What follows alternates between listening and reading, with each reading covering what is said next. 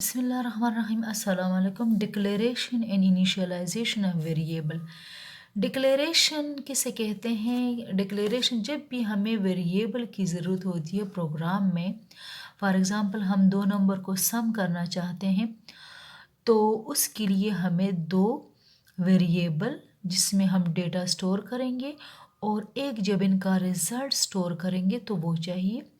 तो प्रोग्राम के बिल्कुल स्टार्ट में मेन फंक्शन के बॉडी में हम स्टार्ट में जितने भी वेरिएबल हमें चाहिए होते हैं उसको हम डिक्लेयर करेंगे। तो डिक्लेरेशन का मतलब क्या है?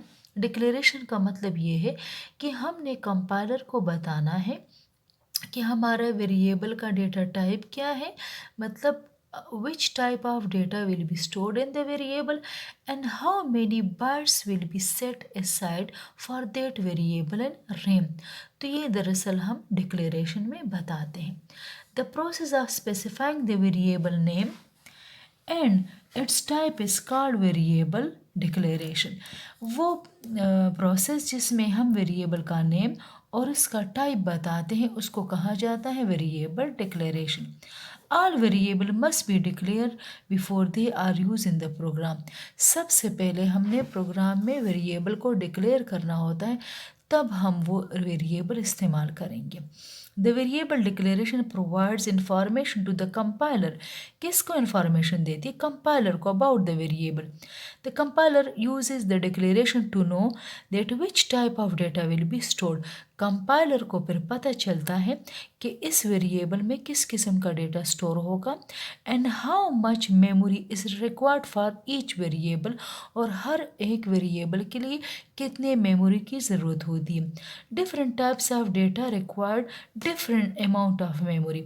बिल्कुल इंटीजर के लिए 2 बाइट्स की ज़रूरत होती है, फ्लोट के लिए 4 बाइट्स मेमोरी की ज़रूरत होती है और करेक्टर के लिए 1 बाइट की ज़रूरत होती है।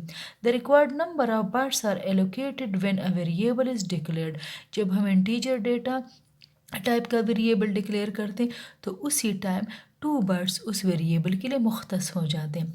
इन integer require 2 bytes, float variable required 4 bytes and character variable requires 1 byte. ठीक है, अब आप इसमें देखिए ज़रा, इसका सिंटैक्स क्या है?